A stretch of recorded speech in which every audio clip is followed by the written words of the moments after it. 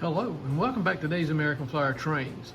This is a preview of a future video. As a matter of fact, it'll be the last one, and I think it's going to occur in 2 videos, although it might be 3, of a non-catalog set train that I built. So my question for you today is, which one of these New Haven boxcars is vintage?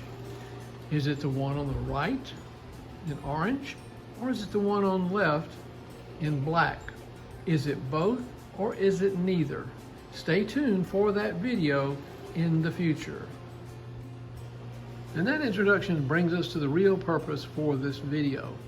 If you're familiar with the layout, my layout, you'll notice that in this industrial area, there is a large structure missing. And if you paid attention to the detail, not that it was required, of course, you'll notice that what's missing right in this partial right here is the Marks terminal, or excuse me, the Marks freight terminal. It was quite large, but I've always wanted to have it on my layout, and this was the first one that I was able to put it on because that piece had been in the family since the very, very early 1950s. Better viewing area over here of this passenger area, even the far passenger area. I was able to get better viewing area right here on this freight line, which primarily serves the log loader. And I was able to lengthen this spur, which I use primarily for freight, by a half straight section. And I was able to increase the length and straighten out and square up the tool shed, which houses my auto-reversing hand truck, which works very well to go in the shed, auto-reverse, and come back out. I was able to lengthen this section by a 1/2 plus a 1/4 piece of straight track, which I think looks a little bit better. I was able to add this roadway, straighten this one out, push the curve down a little bit further, and smooth it out, and then put in another roadway just beneath the white truck. Speaking of roadways, if you know the whereabouts, online preferably, of simulated black asphalt roadway that's either an S or O gauge such as this, I bought all this on Walters, but I can't find it anymore in those gauges. And I'm going to need some large sections of that type of roadway or asphalt simulated asphalt pavement to fill in some of these lighter black sections right in here and here. So if you would drop a comment in the comment area below, if you know the whereabouts of where that, particularly that Walters black simulated roadway in S or O gauge is being sold, I would appreciate it. Other things I was able to do during this process, and I've always wanted to do, is right here. See that switch? I previously had a 722 manual switch. It was made from 46 to 49. It was one of those one-piece black Bakelite base, small opening between the straight track and the curved track, and a larger opening between the curved track and the switch motor housing. It had those rotating red and green flags, and it did have the electrical isolation switch, and that's where it's set. And I could reach it if I wanted to bring the hand car out, but I wanted to do that remotely from this point on, especially since I had one lever available on my control platform. So what I replaced it with right here is a rebuilt 720A from 1949 and 56 that a vendor partner did for me, did several as a matter of fact, in excellent condition. It of course has the one-piece black Bakelite base, but it has the rectangular outline versus that opening outline.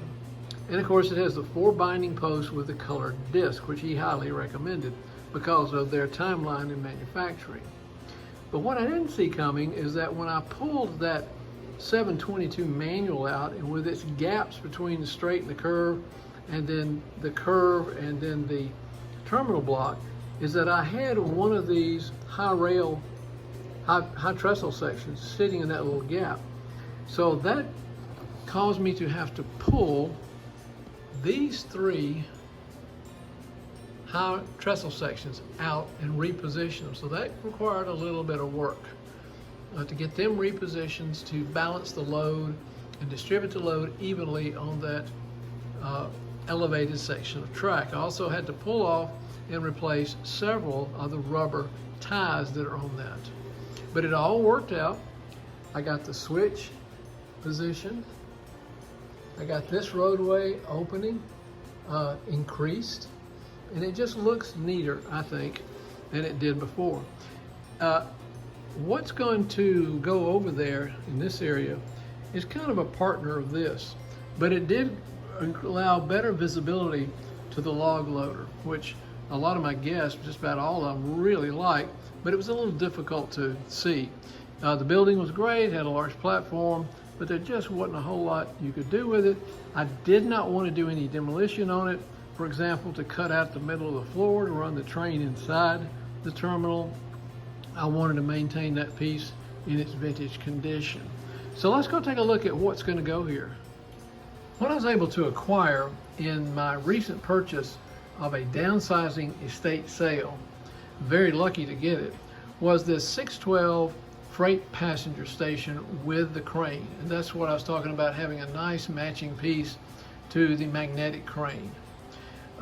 It doesn't seem, these stations don't seem to get a whole lot of attention, as somebody pointed out, but as an accessory on a layout, it's pretty cool to have one of these because it can serve multiple purposes: freight only, or freight passenger, or maybe just primarily freight. Right now they're listed anywhere from about $55 to $100. Yeah, they are eliminated. This one's eliminated. It's got the manually operating crane.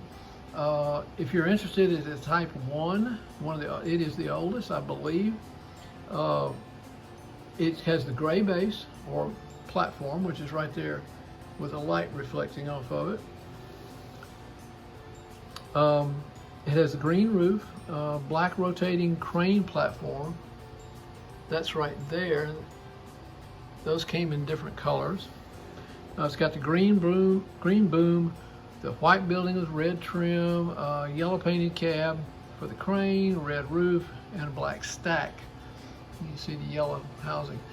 It was in incredibly pretty good condition, but it suffered from a lot of household dirt, dust, grease, and oil on its surface because it practically has no moving parts except for one thing, and that's the crane operating the winch. But what I did is that after I thoroughly washed the platform and the crane platform, I wanted to restore a little luster and protection to them, because the fact they're horizontal, they can collect dust, of course, and even moisture, even more so than the roof. So what I did is what I had done to the Marks terminal freight station, is I coated it with a automobile wax, not an automobile polish. That's too abrasive, but a wax, simply to protect it and to highlight some of its colors. So that wax was applied to the main platform and also the green platform for the crane. Everything else was in pretty reasonably good condition. I had to rewire it. The wiring was quite old. Almost every window had popped out. So I purchased the window replacement kit from Portlines, and I've already begun replacing the windows.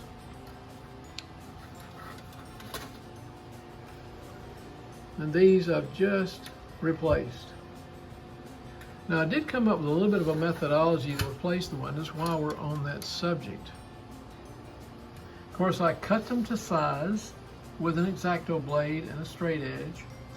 Then I position them into the frame of the window until I get a really good fit.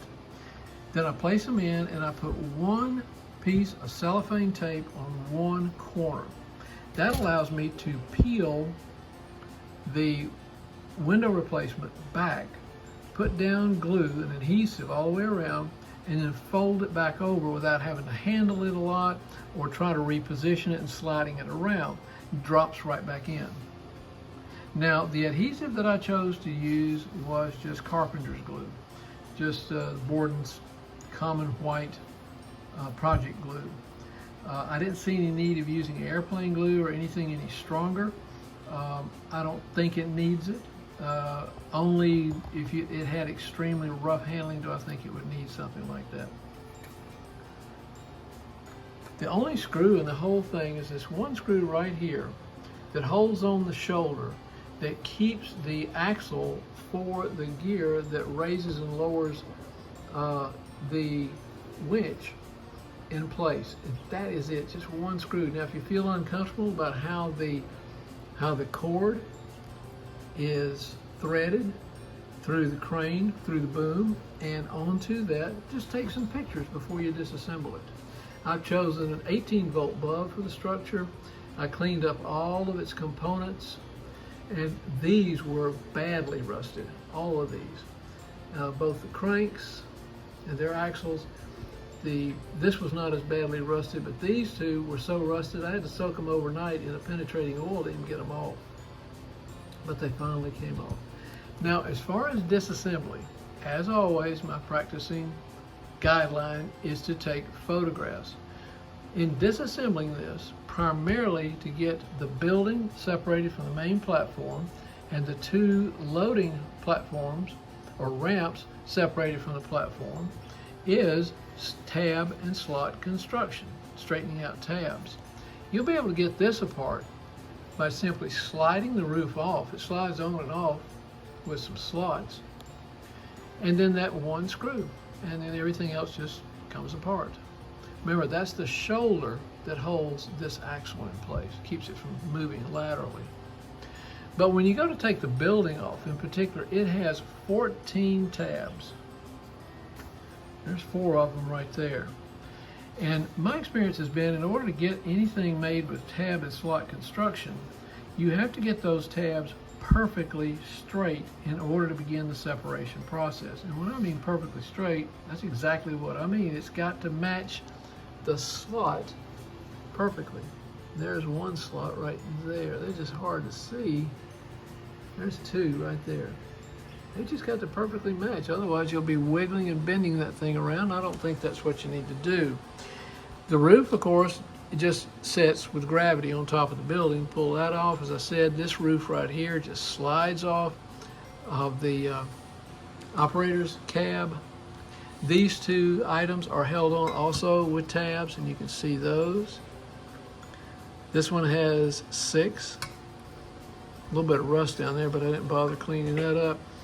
So you'll spend quite a bit of time. Now, the tool I choose to do most of my work with tabs and slots is a couple of sizes of needle nose pliers, and just work with them and work with them and work with them until you get those tabs straight. Don't over abuse them. If the tab is fitting very tightly against the platform or anything that holds it on, you can get a very small, sharp, flat-bladed screwdriver and shove underneath it, or even an X-Acto knife, not the blade side but the other side, and just lift it gently until you can get the needle nose pliers in it. I don't recommend a lot of rough handling for the tabs, because as we all know, you bend them enough, they can break off, and there you've lost one of your attachment points. So after a good washing, I was really pleased with the outcome of how this 612 station looked, and I thought I was very, very fortunate to get it in that downsizing estate sale.